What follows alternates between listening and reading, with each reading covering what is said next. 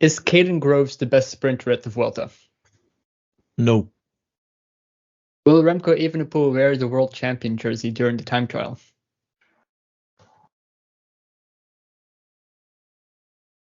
Yes. No, Will- sorry. No. Hey.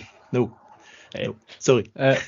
Will we see an Ineos Grenadier in the top 5 of the final GC? Yes. Should Eve apologize for his statement about Sepulveda and the rest of Lotto Destiny? Absolutely. I've got the spores, the sickness. There's the twins in my brain. We are 5 stages into the last Grand Tour of the season, but it feels like there's been 20 stages already. To say that the race organizers have been criticized is a bit of an understatement. Rider safety is still not at the top of the agenda at ASO. From riding in the pitch dark to controversial neutralizations and extremely short run-offs after line, it's been a wild, drama-filled week at La Vuelta. Temperatures in Belgium have gone down slightly in the past week, so there are a few more domestiques that are able to perform again. I'm joined again by Yves, and I'm happy to welcome back Dieter and Jonas. How are you guys? Good, thank you. I made a light joke out of it, but of course I hope you recovered well from the heat during the social ride. Yves and I already spoke about it last week, but are you both joining again next year? Definitely am. In better form, hopefully. I hope so too. Let's hope so. And that's great to hear. Well, let's dive right into this Vuelta like it's a refreshing pool after a hot day. We start off with stage 1, the now infamous team time trial. Yves, walk us through the drama. Well, it started with rain. It ended with rain, but it ended with darkness as well. The start was scheduled at 7 o'clock, the first team, I think, around 7 o'clock in the evening. And for the first teams, it was not too dark yet. It was rainy, so there were clouds, and it was darker than usual in Barcelona. But a couple of hours later, when the big teams like Quickstep, etc., had to start their effort, it was dark. It was actually unacceptable that they had to ride like that. There was no street lights. The street lights weren't on, and yeah, you have to imagine it's wet, so you already take a lot more risks. And then when it's dark, you see, with the words of Remco Evenepoel, you see shit. When you are riding 50 k's an hour, 60 k's an hour in a swimsuit, basically because it doesn't protect at all the cycling clothes, it's unacceptable for me. It's crazy that a situation like this still happened at one of the biggest races of the year. Hannes, what do you think they could have done differently? Yeah, what they could have done differently, like everything, in my opinion. Race a few hours earlier, for instance. In cases like these, you see it's as most often all about the money. I read something that ASO wanted to have a news flash with the results in the news on the television in the evening in Spain. But if that's the point that makes us race in the evening, then that's pretty ridiculous in my opinion. I agree. Let's actually talk about the race. We had a very surprising winner with Team DSM-Firmenich, but I have to say that I was also very surprised by Movistar, who rode equally fast without seeing where they're going, because they were the second to last team to ride. Clearly, they're ready to go to war for Enric Mas. Did we underestimate that team? I did. I definitely did as well. We did for the time trial, for sure. But in general, I think I didn't expect the team and Mas to be that strong. He already showed it on Monday as well, that he's in a more than decent shape. I expected him to be worse, to be honest. Certainly after his early crash into the France and his screwed preparation towards the Vuelta. But we've seen one mountain stage so far, so I think it's hard to say how he performs right now. but we've seen one mountain stage, and he wasn't amongst the riders who lost time. There are other GC favorites who are already can stop dreaming about GC and go for stage wins, and Mas is still in the mix for general classification. That's true. Right. But for me, it's a little too early to already say that he's performing really good. He's performing good, that's for sure. But I want to see what's coming next. Like it's either way, it's crazy how talented Mas is. Like he crashed out of the tour, had to recover from that. Then he crashed on training after, and we're like, what is it? Not even 2 months after the start of the tour, and he's already surely in decent shape, because otherwise you aren't with the best 12 in the finish from 2 days ago. So yeah. Definitely.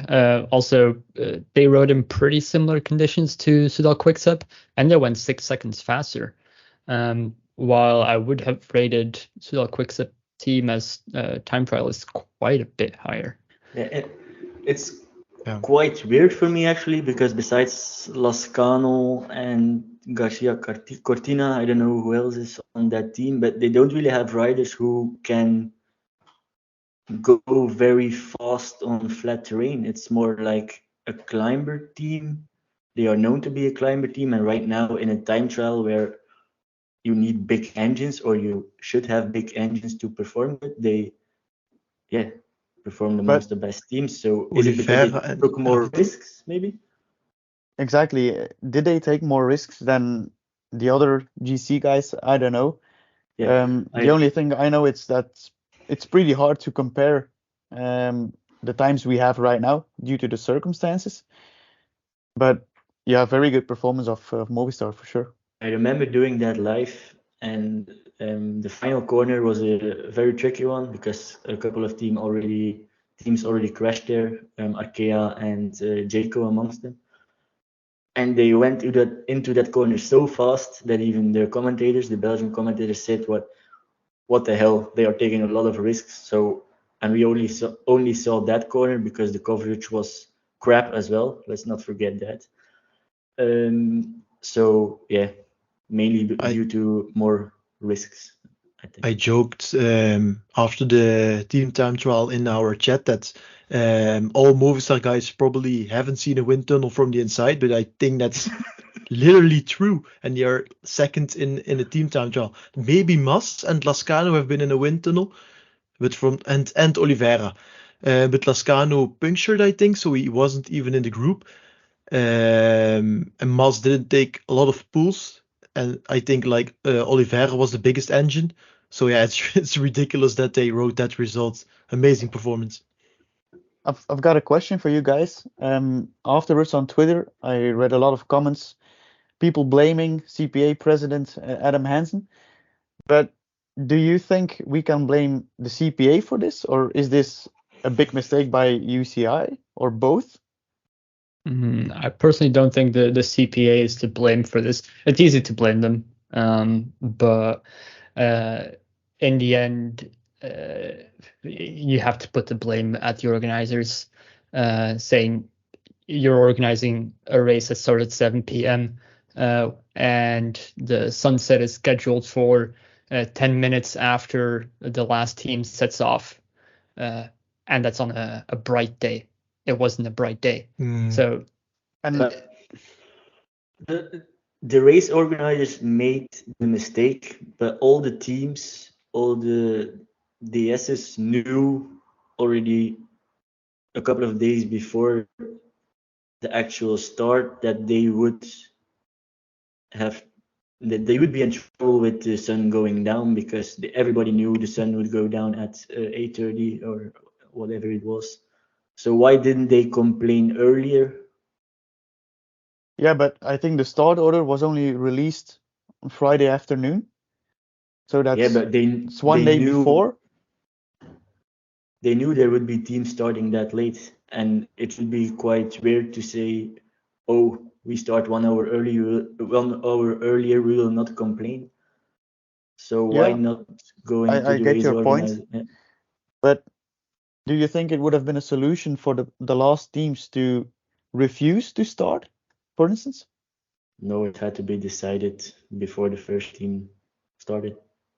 Agreed. All right. Then I have one more point. Milesi was the first from DSM to cross line and is given the red jersey. Do you think there was a special reason for this? He didn't take a pool in the U23 World, so we thought I'm going to take a pool in this time trial maybe. He has had a pretty special week coming out of the Worlds. Definitely, yeah. To have the winning the World Championship TT, then being very close to winning it on the road for the U23, and then taking the red jersey in the Vuelta. It's an incredible week. And then a miserable day after, sadly. Thank you for the nice segue. We'll go on to stage 2.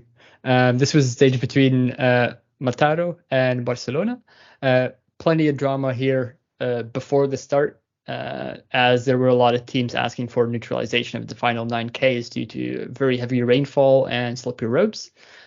The organizer initially put a plan forward to neutralize the final descent after Montjuic. Did we ever get confirmation from our listeners about which one was the correct pronunciation, by the way? I didn't see it.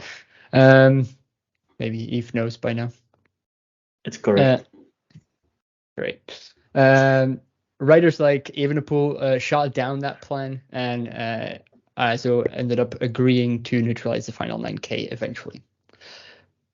But they kept the bonification seconds at the top of Montjuic and at the line.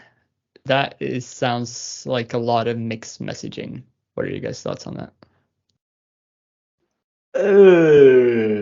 Yeah, that's another mistake by, first of all, race organizers.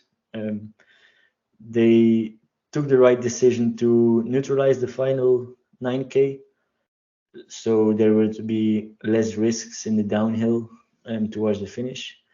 But leaving that bonification seconds on top of that final hill and at the finish still created some sort of incentive for a couple of riders, or could have created incentive for a couple of riders. That eventually didn't happen. But the funniest part was that there wasn't a video footage of the bonification sprint on that last hill. So they had to look at videos from spectators to see who crossed the line first on top of that hill. And yeah, I think a race in Ypres is better organized and has some better coverage than one of the big Grand Tours of the season. Well, there was already a lot of pressure on the organization after what happened on Saturday. And I was wondering, would they have made the same decision for Sunday after imagine they wouldn't have had troubles on Saturday? Would they have taken the same decision on Sunday? What do you think? No. I don't, but that I was also my don't conclusion think as well.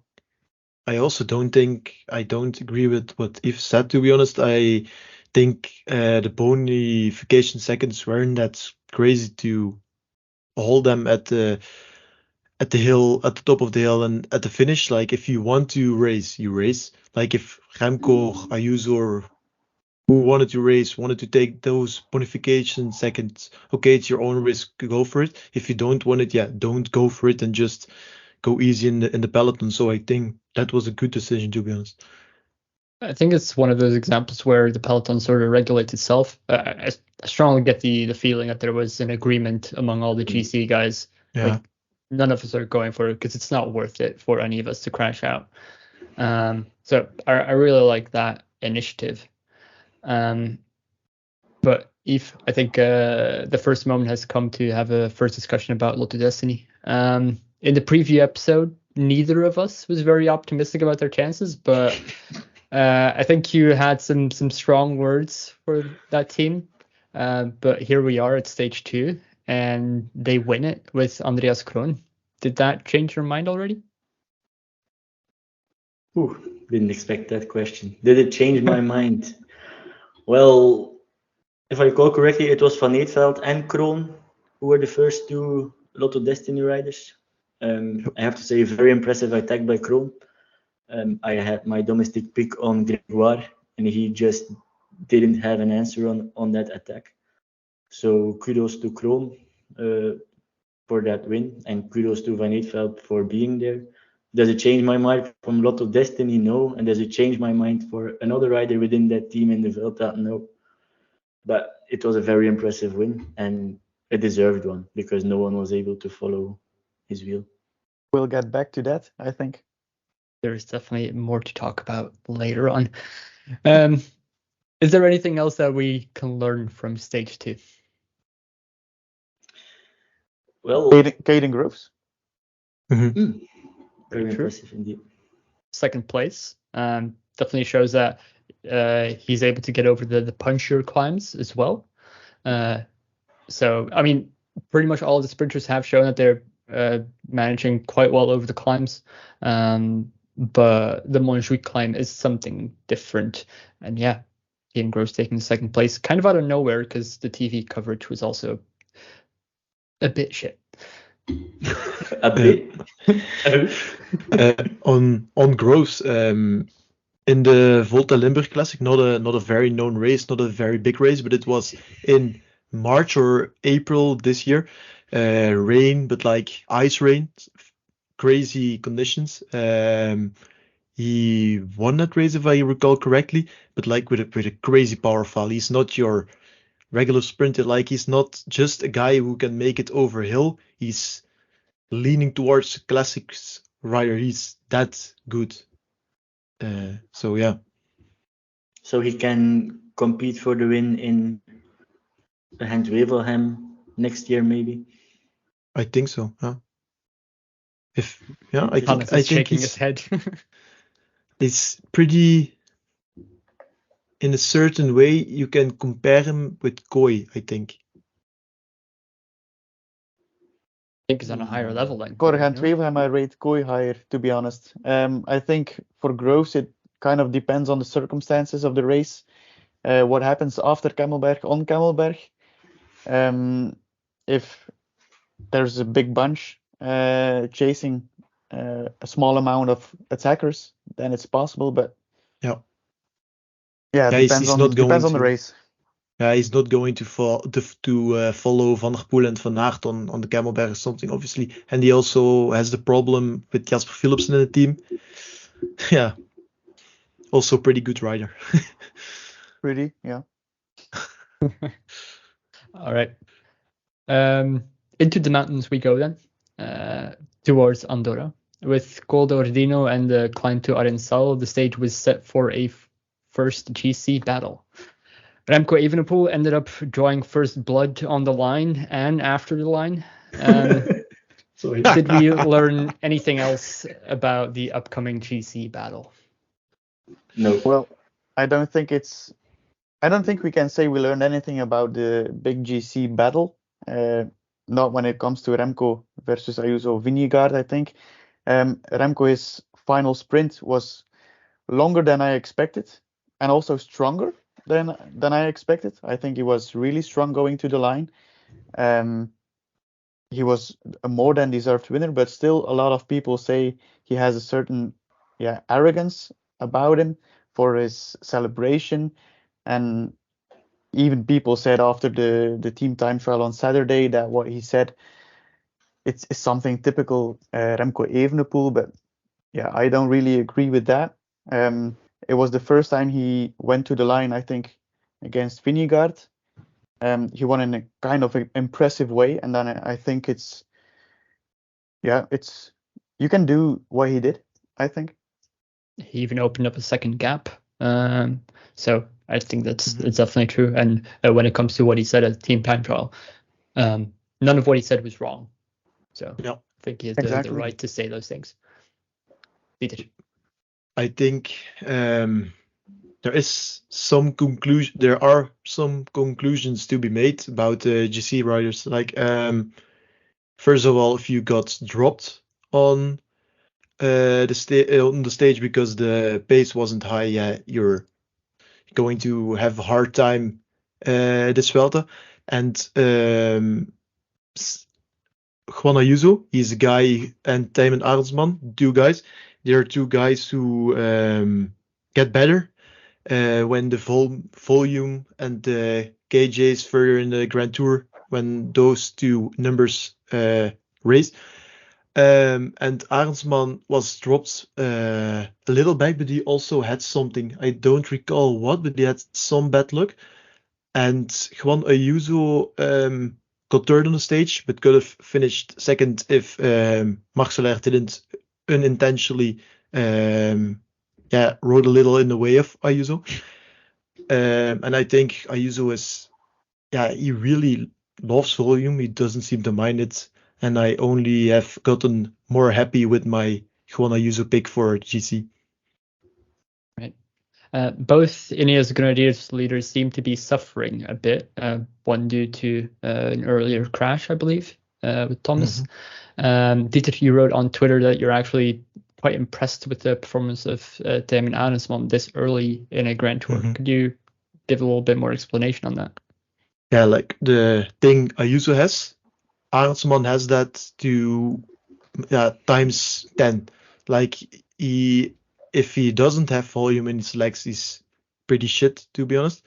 And if he was happy himself too with the performance. We saw it in this year's Vuelta, this year's Giro, last year's Vuelta. He just gets better and better in a Grand Tour relative to other riders, but his numbers also literally improve. Like, that's normally unseen. You can improve relative to other GC guys by being able to handle the volume better, but his numbers improve through to a Grand Tour. Yeah, that's crazy. Yeah. Hannes. Yeah, I've got a question for Dieter. Dieter, you expressed yourself as the Vingegaard expert during Tour de France. Did you learn anything already about Jonas in that first mountain stage? Normally, a guy who does the Tour Vuelta double suffers in week 1, early week 2. Vingegaard already got second while having shit legs. He said so himself. So if those were shit legs, if he's going to get into his form a little better, the other GC guys will cry in end week 2 and week 3. But still, you're saying Ayuso is your pick. What makes you believe in him? I think his level is higher than Roglic and Evenepoel's level. I think if you have those four guys on top level, only Vingegaard can beat him. But we never have seen Jonas doing a Grand Tour double, so he may also fade out at the end. So that's why Ayuso is a more certain pick for me, while Jonas' level is higher. What about Roglic? Yeah, He did crash. But did he crash in the Monday stage? Yes, together with Thomas. With Geraint Thomas, yeah. He said he wasn't sprinting because he suffered too much after the crash, I think. But nevertheless, his level isn't high enough to match Ayuso, Vingegaard, Remco. So you're convinced Vingegaard is the big leader at Jumbo? Yeah, I would definitely keep them both in GC. Like, Jonas crashes tomorrow, and if you sacrifice Roglic and Jonas crashes, you look like a donkey. And all of a sudden, Sepkus attacked. How interesting is that? Amazing. When I saw it, I thought it was pretty obvious why he would do that. He lives there. If Jumbo Visma if they use him the right way, he could be really interesting for GC. Yeah, definitely. I think I said that to Eve as well. The problem with Remco Evenepoel is that he will be outnumbered when there's a big GC group, like UAE has multiple cards to play, Jumbo has multiple cards to play, and if those two teams attack together, Remco needs to save it himself. So, I mean, from what we've seen from Roglic, he's fine with closing a gap on Jonas himself and taking Remco in his wheel. So if that's the tactics that those teams are playing, then I don't think it's actually going to be a problem. Imagine at a certain point, Jay Vine or Almeida attacks with Roglic, then Ayuso and Vingegaard will sit there looking at Remco to close the gap. Then Remco is in trouble. And Remco closes the gap. I didn't speak to Patrick Evenepoel, to be clear. And talking about Jay Vine, how UAE used him was ridiculous in my eyes. I think he also wanted to show how strong he was. Like, I had the feeling when he heard that he had to pull, that he had the thought, fuck it, I'm going to pull all out and I'm going to show everyone how good I am. And when he started, there were like 40 guys left in the group. And when he finished his pull with a pretty big headwind, 12, 13 guys left in this wheel. That's bonkers. And that was a long pull. So I hope he convinced UAE of his amazing legs. So you want UAE to have a third leader?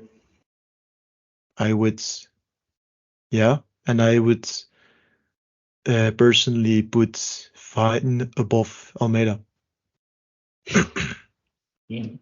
Considering the difficulty that Almeida was in that stage, that's but fair. Almeida is always doing the same on the mountain. He drops and then comes back and gets. Normally he drops at the bottom. Now he dropped at the top. And he came back again quite smoothly. He was together with Thomas at one point, or Arendsman at one point, and then he. But who brought him back? Vine. Exactly. But can Vine, for once, not crash in the coming 2 weeks and a half? That's the problem. Yeah, if he doesn't crash, it's like he has the level to literally win the Vuelta. He has the legs for it, but he just has to, not crash.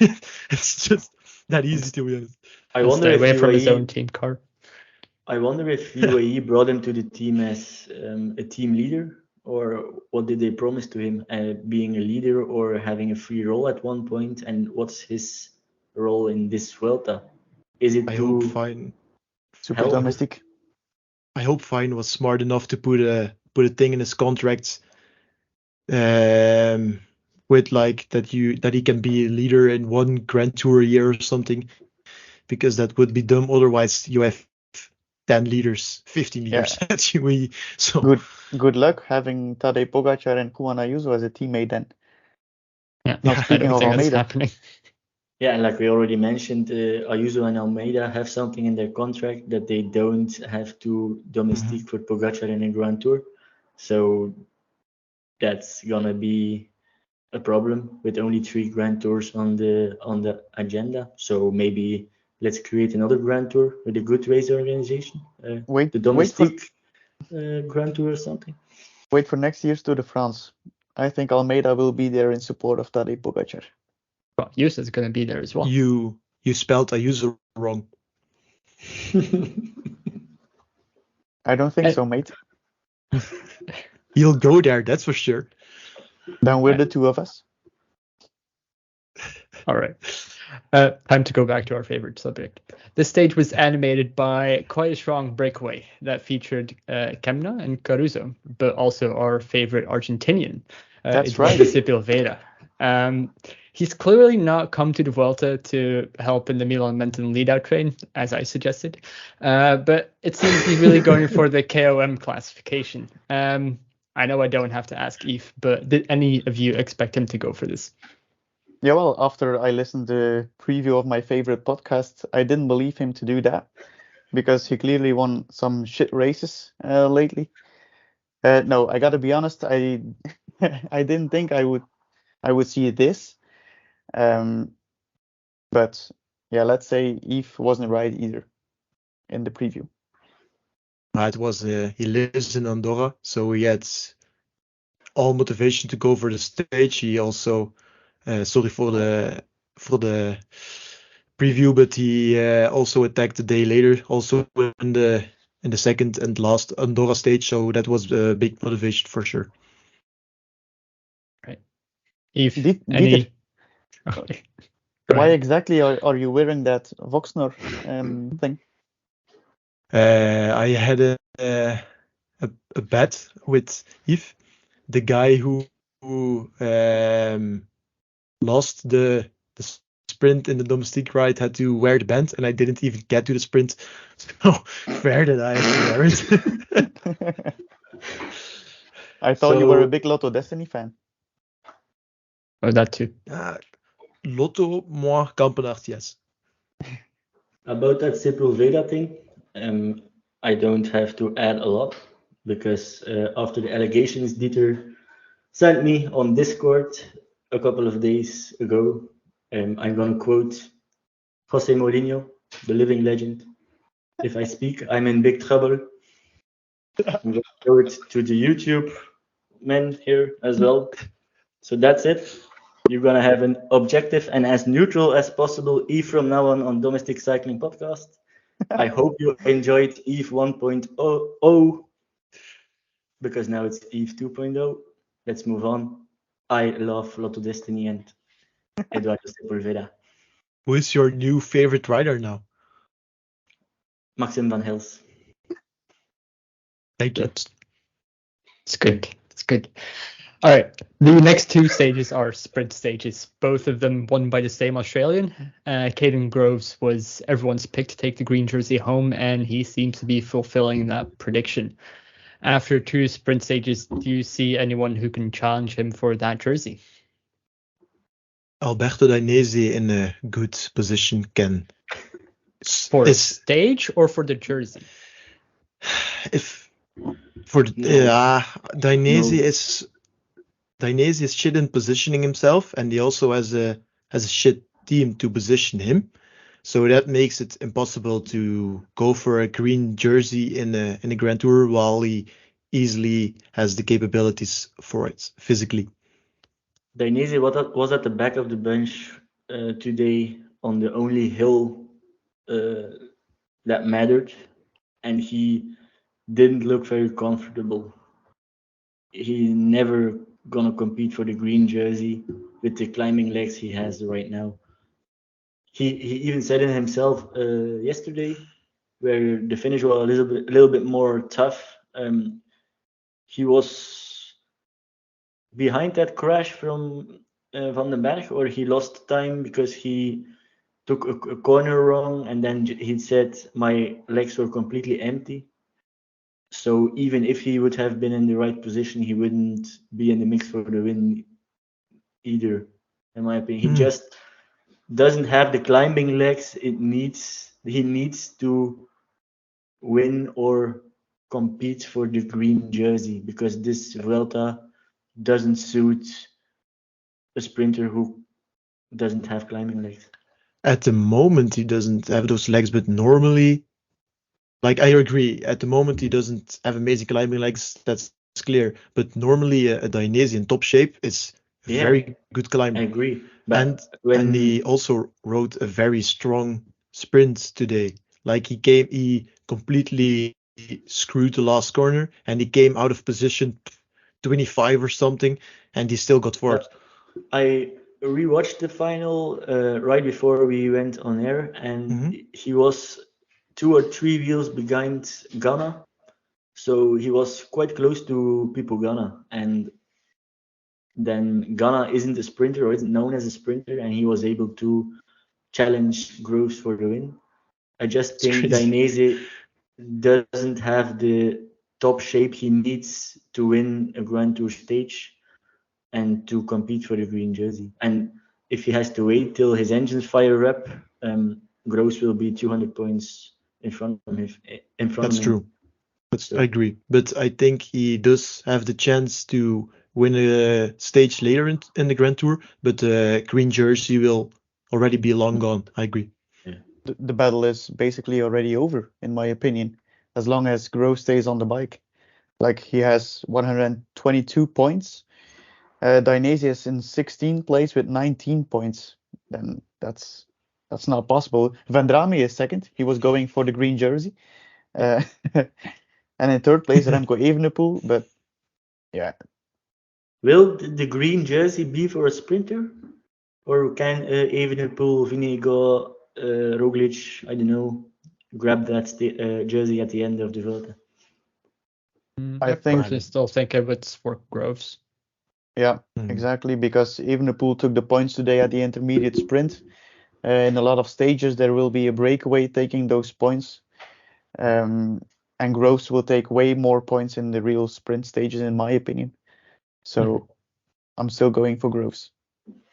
If you have a lot of sprinters, and you don't have one sprinter that dominates, you have 7 sprinters who all win a stage. It's possible if a GC guy really dominates the Grand Tour, he can take points. But now you have Groves kind of dominating the sprints, then it's not going to work. All right. On stage 4, we had the late crash from Remco Evenepoel going into the final quarter, which disrupted the sprint. This caused Milano to launch a 350-meter effort. Dietrich, can you walk us through the numbers? First going to pick in on Marijn van den Berg before talking about the numbers. Sad Your to see him domestic crash. pick? He was my, exactly. He is an amazing bike handler normally, but he went slightly too fast into the corner, and then there were some people said that it was because the fences went a little in after the corner, but I rewatched the crash like 10 times, and even if the fences weren't placed like that, he still would have easily overcooked the corner. So he was fucked either way. And that made for Milano to do a very long sprint, like 350 meters, I think you said. Mhm. 25 seconds. It doesn't sound long, but it's do it. I also wrote it in my analysis. Do a 25 second sprint and you'll die. And he did 1,135 watts, if I recall correctly, for 24 seconds. That's a lot. Like you have, I have Sauce for Strava. It's a Chrome extension, and it gives a number on 100.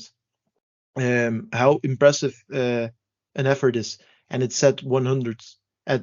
So it basically means it was like a top 1% sprint.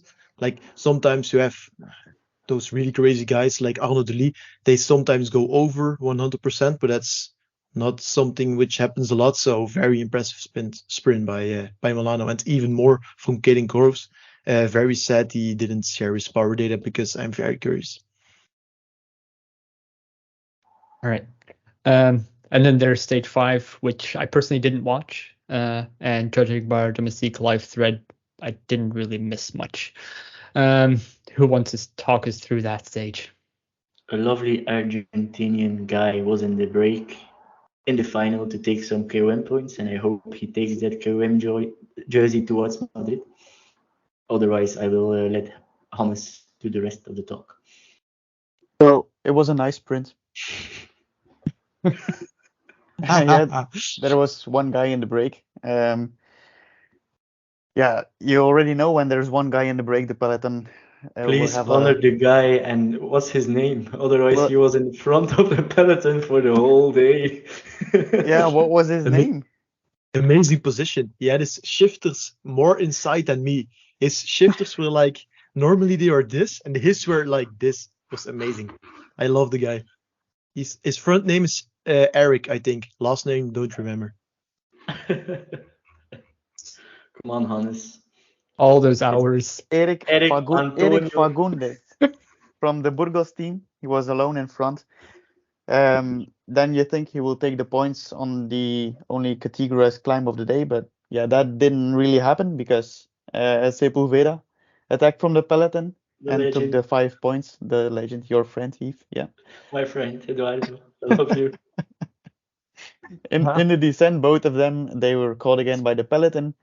Then we entered the final with 20 roundabouts in the final 20 kilometers. And of course, that's asking for a crash. What happened? And then, Groves sprinted. He outsprinted Filippo Ganna. I was listening to the coverage on GCN with Robbie McEwen, and there was a lot of architecture on the footage. We didn't see a lot of racing, and at one point they started to say it's only 12 roundabouts left till the finish, and they weren't talking about there are 5 kilometers left. So they were laughing so hard that they almost missed the finish. To be honest, most of them were pretty safe, but yeah, there were 2 or 3 dangerous ones. But yeah, that's 2 or 3 too much in a final, of course. Bardet was involved in the crash, I think. Also a domestique of Soudal Quickstep, which was Cataneo, probably. And Milan Menton, who had a pretty good day in stage 4. He was also in there, so. He was pretty banged up, Menton. Yeah, he was pretty frustrated as well. Yeah, I get that. He crashed close to a McDonald's, because when the footage was there, I saw the McDonald's M right above his head, and I wanted to make a joke on it on Twitter, but I didn't do it because I wanted to know if he's okay. Sure. Also, you keep your eyes on the important stuff. That's for sure. Kudos to Dries van Gestel as well. Edward Teuns was frustrated on him, but his results-wise. Result-wise, yes, but should he be relegated is the question. Yeah. I was going to say that, but you didn't let me finish my sentence. But results-wise, I think it's nice for him to have what he has, and definitely for the Total Energies. That's true. Definitely. With the team that they brought, it's a really good result already. Should he be relegated? Yes. Yeah. He also, it wasn't a one-time thing. He did the exact same thing yesterday. Yeah. Did he use his head as well yesterday? Because now he was pushing Teuns first with his body, and then he used his head to completely block Teuns. If Teuns would steer to the left, Van Gestel would just fall off his bike because he was leaning so much on Teuns. Like, come on, man. All right. I have nothing to add about stage 5, but let's take a look at the G. Oh, you do? Dieter, go ahead. Ganna, he came out of 5th position, I think. He actually did a more impressive sprint than Caden Groves. And Caden Groves is a damn good sprinter. Like, I don't know how he peaked today because he still didn't upload them look really quick. But I would expect 1,500, 1,600 watts from Groves on what I know from him, from the Giro, etc. Last year's Vuelta, Groves didn't upload yet. So that means Ganna, the minimum Ganna pushed was also 1,500, 1,600 watts. Like, he isn't that aero on a road bike either. And he literally went faster than Groves, so impressive. Didn't expect that at all. Why did they let him sprint today and not yesterday? Because yesterday was a finish that suited him quite well as well. Because in Tour de Wallonie, was it there that he won a sprint, or a couple of weeks ago where he won the general classification and a bunch sprint as well? I don't remember anymore where it was. Yeah, I think. And also in the French Mickey Mouse race last year, also did a very good sprint. How was it called? Provence. Yeah. His main priority is still to keep Geraint Thomas and probably Arendsman in front of the peloton until 3 kilometers to go. And that's what G said as well today. Like, keep me in front until that point, and then you can do whatever you want. And yesterday with the crash of Van den Berg, maybe he was there, maybe he was behind it. We don't know, but it was pretty hectic as well. So the plan was also to lead out Hajduk today. It wasn't the plan that Ganna was going to sprint, but Hajduk was nowhere to be seen, I guess. So Ganna went for it himself. Hajduk is also pretty fast, to be honest. Like, he could go for a top 5 in the sprint, but he can't do what Ganna did today, to be fair. So I think Ganna is going to be the sprinter for Ineos this Grand Tour. Poor Hajduk. I'm honestly very happy that they're using Ganna this way, because using Ganna just purely as a domestique is just a waste of his talent. And seeing him as a sprinter is also just entertaining. seeing the giant among the small guys. It's cool. All right. But let's take a look at the GC before stage 6, because that does promise to be a nice GC battle. So right now in the red jersey, we have Remco Evenepoel, 11 seconds ahead of Enric Mas, Lenny Martinez at 17 seconds, Jonas Vingegaard at 37, Vlasov at 39, together with Uiterbroeks. They have not left each other's side. Roglic at 7 with 43 seconds, and then Ayuso at 44, Soler at 48, together with Almeida at 10. Any thoughts on that? I forgot to mention him when we were talking about stage 3. He closed the gap on Soler and Kuss. And even after he did that, he still finished for Vlasov, while Vlasov has a sprint and Uiterbroeks doesn't. So, and the stage didn't even suit Uiterbroeks, because he is the best in stages with like 5 mountains up and down all day, high kJs, and he already was better in stage 3. So yeah, I expect an amazing Grand Tour from Uiterbroeks, and I also expect him to finish higher than Vlasov. Well, there was an article on Sporza this morning about Remco Evenepoel and his red jersey, that he wants to give it away as soon as possible to save the team and to take it back into the late second week or third week. And they mentioned a couple of names, and amongst those names were Arendsman and Uiterbroeks, Kuss. And Like, Vine. how can you write an article and say that those guys aren't a major threat for the general classification in Madrid? Yeah, Like, I don't know. If Those guys are very dangerous. They mentioned Lenny Martinez. The guy is very young, very good, but he will probably fade into the third week. It's his first Grand Tour. But guys like Arendsman, Vine, Kuss are all experienced in Grand Tours. So if they get 2 to 3 minutes, good luck. Take that back. It might happen, but it will not be that easy to take it back. Possibly go wrong. Yeah, so that was quite a weird article. Yeah, definitely. Jose de Cauwer laughed with the article himself on coverage today. I thought it was pretty funny. Before the start on Saturday, a lot of people were talking about the amount of time Evenepoel would be allowed to lose on Jumbo, Vingegaard and Roglic. But now he's 37 seconds in front of them, which is a nice bonus. I still don't think it will be enough, of course, but it's quite remarkable in my opinion. Yeah, I think that's mainly due to the TT that Jumbo had, where flat. Yeah, the puncture from Vingegaard, where the whole team waited for him. I think they lost like 25 seconds on Remco just at that point. So, but still, they let him take 6 bonification seconds today as well. Once again, they are not interested in that. Vingegaard wasn't interested in that in Tour de France either. So yeah, I quite like it. I think they're using their Jumbo tactics that they use on Pogacar as well. That they might say that the Tour will not be won with seconds, but with minutes. And also besides that, we have 3 Belgians in the top 13 or 14, I think, with Uiterbroeks and Stef Kras as well. You guys mentioned it in the preview, Stef Kras. It's pretty nice to see. Definitely. Peter, you wanted to add something? Yeah, I wanted to add something to the Remco Evenepoel bonification seconds thing.